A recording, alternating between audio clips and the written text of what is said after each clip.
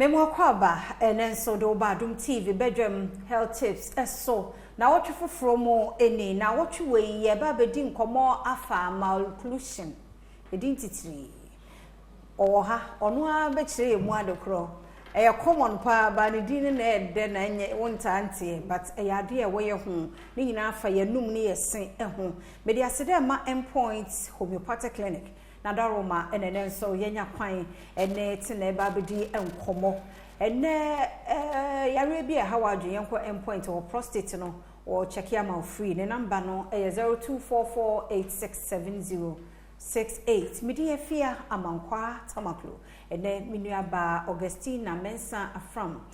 wo ye dental therapist ena ene so yasabo awura ne demo a oba be kire ade edin no esuma mkakra giso na mona kwaba oba memu akwaba idase na watchi mo si edin nkoma afade ho pacho na watchi mi si e kasafa Malocclusion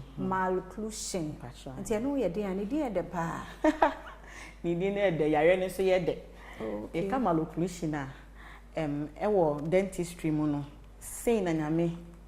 aboye se yesi no enti brofum no we no ye friend occlusion se wo se no exiswa ne hyehye etie no na ye occlusion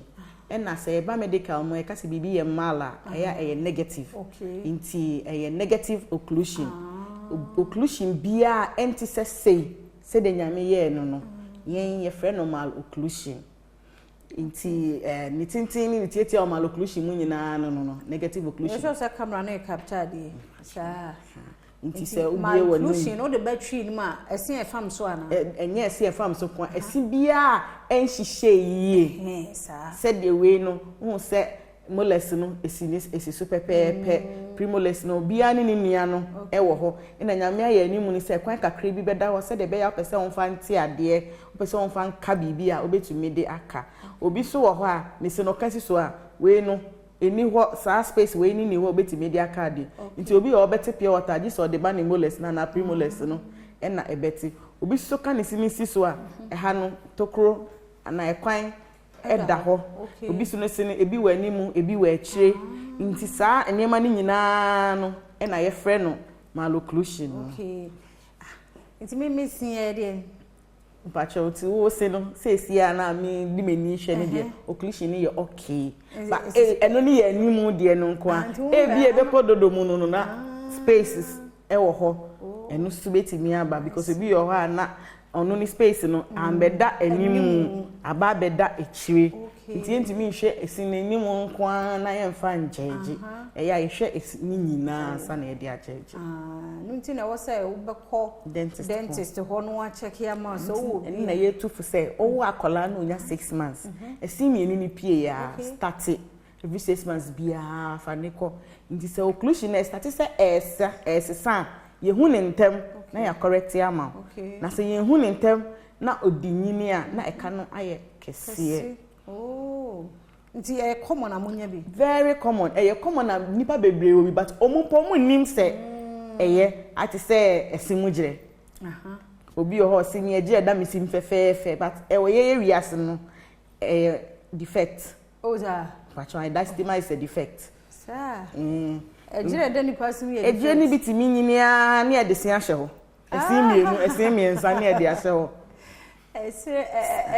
ejire mu manho yeah I see. Wow. Nti Malocclusion ni nyina na ese a enhihye se de obade eye no eno ani Malocclusion. Okay. Na se ne na wotri me hu komo ni be na ye ba be ka mo ase. E de ba kwan be fa so be ba ye de wo. Ebi yo ho. Okay. Ebi yo ho.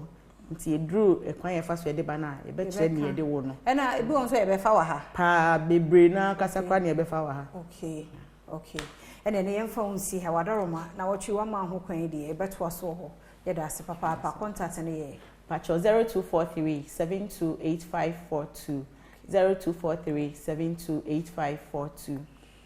timidofo na wotwi mo kan ye ho na de e common but ye hu de ehia se enyina yesua ho ade e bia de wa ye lucky me no mienu animo no ye hu but e bia dodomu no ehihye yi nti by the time e bedru fiada no wa hu se yesua ade nyabre ne ko sra o dentist ne ye hwese de wo se no eti emidi de afia amankwa tamaklo ochena de pache ne ye wonkwa ebesehia